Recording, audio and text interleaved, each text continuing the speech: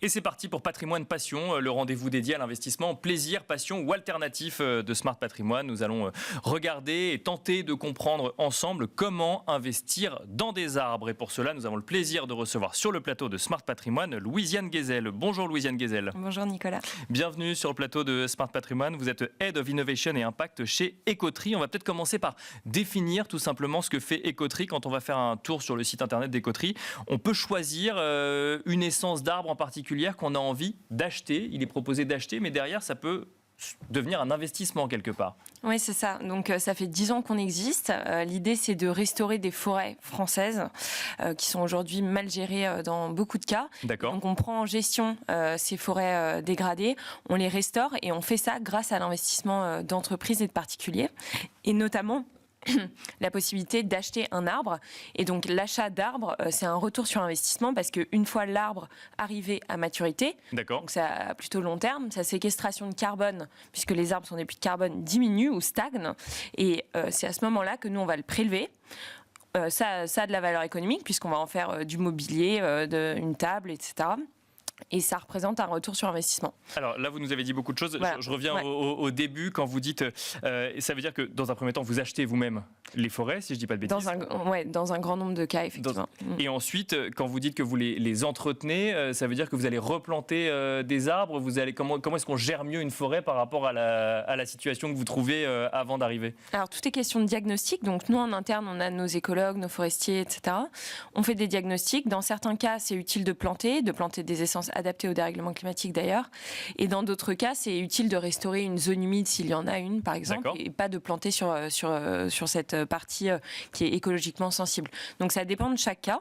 Et on fait ces travaux de restauration et bien sûr, on suit tous les indicateurs d'impact pour voir à quel point est-ce que l'arbre et la forêt vont devenir un puits de carbone important. D'accord. Quel va être le développement de la biodiversité, de la faune, de la flore, etc.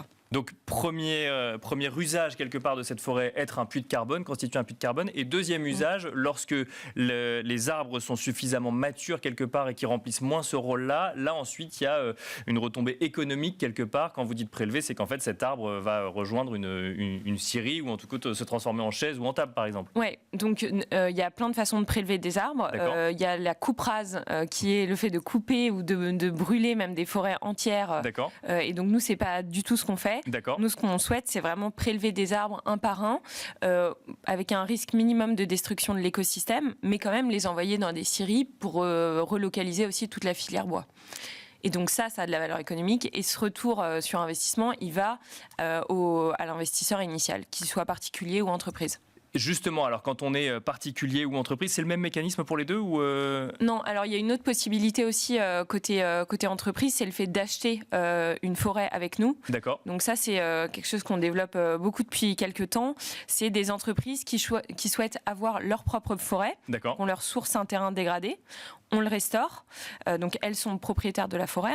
On le restaure, on fait tous les indicateurs, tout le calcul des indicateurs d'impact. Elles vont générer sur leur propre forêt leur propre crédit carbone. D'accord. Puisqu'un crédit carbone, c'est un certificat qui atteste qu'il y a une tonne de CO2 équivalent qui est séquestré. Bien sûr. Elles vont générer leurs propres indicateurs de biodiversité. C'est une forêt qui prend de la valeur économique, parce que le terrain prend de la valeur, parce que les arbres poussent. Et c'est une forêt dans laquelle elles peuvent même inviter leurs collaborateurs, leurs parties prenantes, etc. Donc c'est un peu la volonté de se dire, je vais créer de l'impact positif sur un terrain qui est le mien, dans lequel je peux inviter mes parties prenantes, qui prend de la valeur en plus. Donc ça touche plein de départements finalement. C'est la RSE, c'est la finance, c'est les RH. Ça fait plaisir aux DAF et effectivement aux personnes en lien avec la RSE dans les entreprises. Pour bien comprendre que ce soit entreprise ou particulier, est-ce qu'on parle de groupement forestier avec les avantages fiscaux qui vont avec ou est-ce que c'est un autre type d'investissement ? Non, donc là, c'est pas un groupement forestier. D'accord. C'est ou donc l'achat d'une forêt en propre avec la génération de crédit carbone, etc. ou l'achat d'arbres en propriété avec un retour sur investissement dans les deux cas finalement. D'accord. Parce que dans un cas, la forêt prend de la valeur, on génère des crédits carbone, ça a une valeur économique. Bien sûr. C'est un TRI entre 7 et 15% à peu près. Là, on parle quoi pour entreprise ou pour les entreprises, pour l'achat d'une forêt aujourd'hui dégradée. Si on la restaure, si on génère les crédits carbone, etc. dessus, on considère que à 20 ans, c'est un TRI sur des forêts françaises entre 7 et 15%. D'accord. Et sur l'achat d'arbres, là, c'est si on achète un arbre aujourd'hui, c'est à peu près 2% par an. D'accord. Sachant que ça dépend des essences, mais c'est possible pour quiconque d'aller sur notre site et d'acheter un arbre à partir de 18 €. Donc c'est des investissements vraiment moindres que le fait d'acheter une forêt. Bien sûr, ouais. Et donc on peut par exemple acheter un chêne et à 100 ans, donc le jour où sa séquestration de carbone stagne et où nous on le prélève de la forêt, il y a un retour sur investissement d'environ 160 €. Donc c'est du très long terme. Ah oui, donc c'est 2% par an, mais cumulés à la fin, qui sont versés en un coup à la fin. Voilà, c'est pas liquide. Et donc c'est à 100 ans.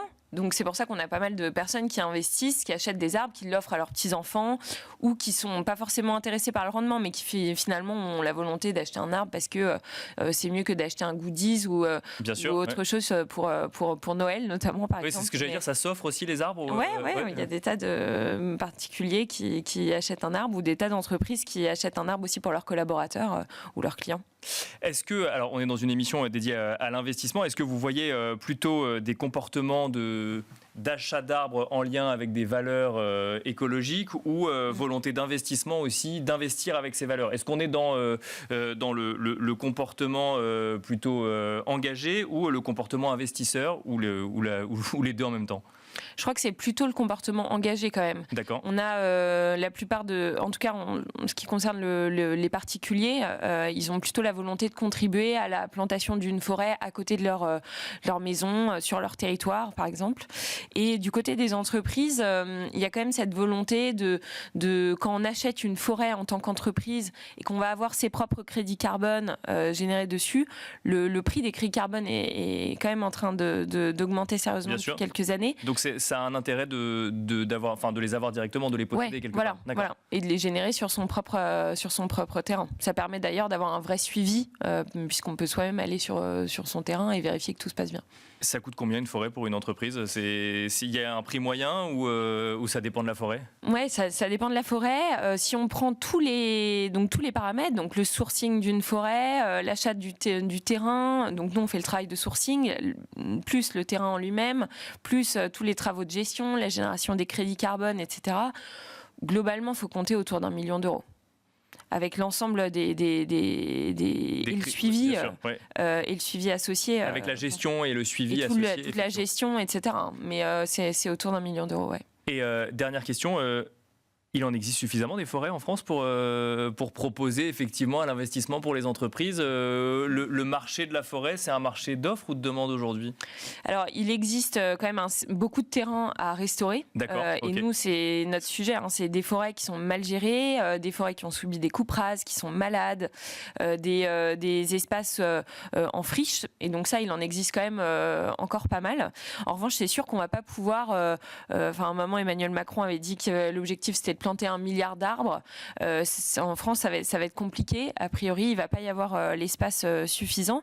Mais nous, on pense qu'il y a quand même beaucoup de terrains dégradés et donc on a encore beaucoup de travail à faire. Merci beaucoup Louisiane Guézel de nous avoir accompagnés dans Smart Patrimoine. Je rappelle que vous êtes Head of Innovation et Impact chez Ecotree. Merci beaucoup. Merci beaucoup. Et quant à nous, on se retrouve tout de suite dans Enjeu Patrimoine.